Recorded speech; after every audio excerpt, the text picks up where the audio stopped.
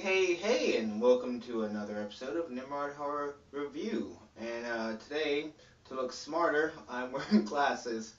Uh, today I will be looking at the direct-to-video or DVD, however you want to say it, B movie Scarecrow.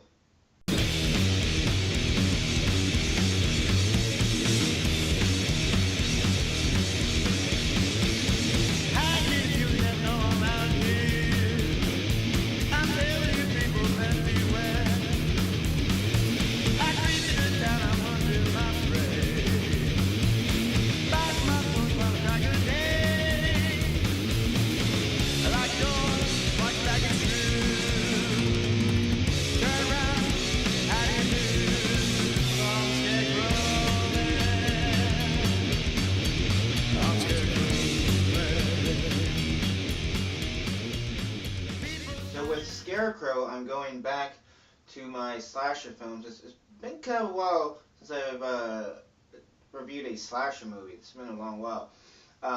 These are my favorite films, and this one's a kind of a cult classic. You know, there's two other movies within the series. So far it's just three movies. Could be a fourth one coming out. Who knows? Um, but this was my first time seeing the film. I saw it just about 2 hours ago. It's it's definitely just for fans of the B movie realm. Like if you're like I said, it's not for the fans who just like Halloween, like just Halloween 1 and maybe H2O or something else, or just Nightmare on Elm Street. This is for the people who love like Nightmare on Elm Street 5 and Halloween 5. The people who like dove in further into B movies. This one stars B movie screen queen Tiffany Shepis.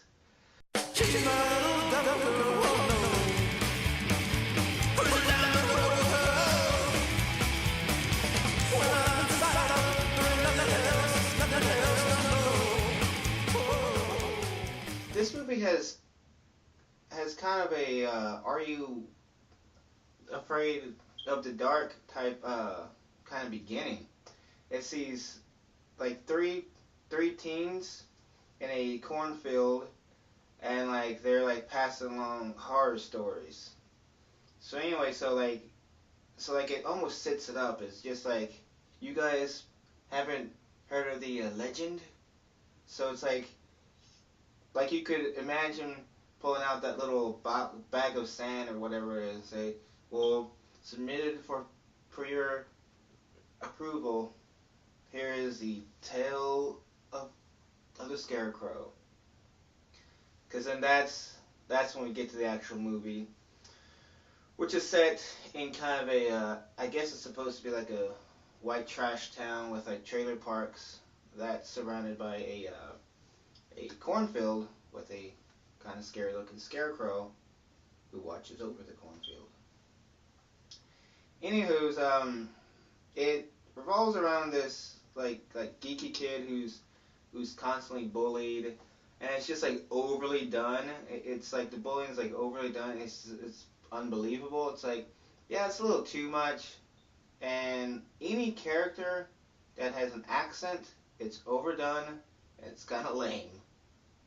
I mean, the acting is pretty lame. You'll read in everyone's reviews because I kind of looked at other ones. The acting is very criticized.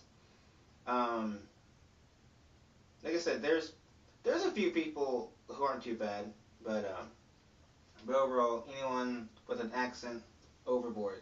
It's overkill. But anyway, so like Lester gets like angry one night, and he tells his, I guess you could say, tells his mom's boyfriend that, hey, you know what, get out of here, I'm sick of you.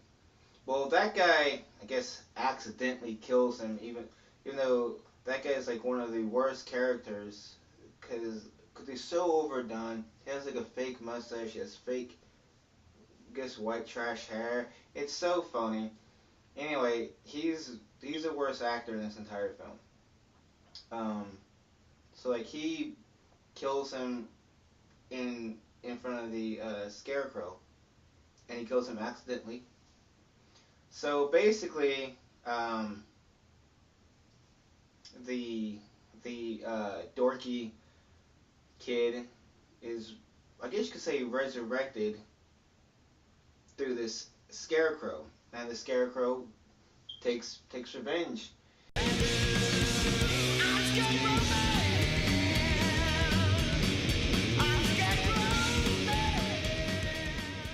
I just think it's weird that the Scarecrow knows martial arts. I don't get that. That's a little bit odd to me, but that's what they went with here. His one-liners aren't totally good, but he's a talking killer. So you get that influence from like Freddy there. Um, but overall, the film itself, it seems like the person who originally wrote the story had a good idea, but then the director or like the director's budget just kind of messed it up. Because like I said, the acting's pretty poor. There's some kind of bad editing. The music's kind of lame, and the intro's way too long. Like the beginning title sequence, it's over 4 minutes. It's unnecessary to be that long. And some of the in between scenes that just show like someone driving by, or like houses, establishment shots, they're way too long. It's like they're just trying to show off the film's soundtrack, which is okay. And then a lot of the characters are just overdone and unbelievable. But this film has a certain, I guess, good quality about it, because you know what they wanted to do with the film, where they were going with, and even which is pretty cool. At the very end, they like give this special thanks, like all these horror directors and writers like Wes Craven and Clive Barker. So it's kind of cool. But like I said, the film is kind of affected by the acting, some of the editing, and the longness of carries on.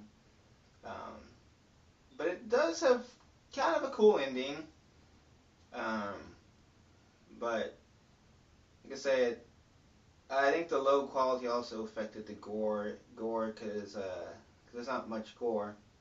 But there's some kind of cool scenes that we don't really exactly see. Anywho's, I'm gonna wrap this one up here, and said this is definitely for a more of a hardcore slasher fan, not your average, one. This is one who loves B movies too. So I'm gonna give this one a somewhat surprisingly 7 out of 10 dead teenagers. And I do plan on watching the other 2 films soon.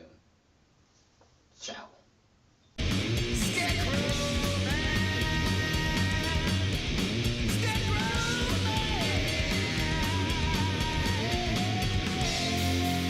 Anyway, this one stars B movie queen, or like B movie screen.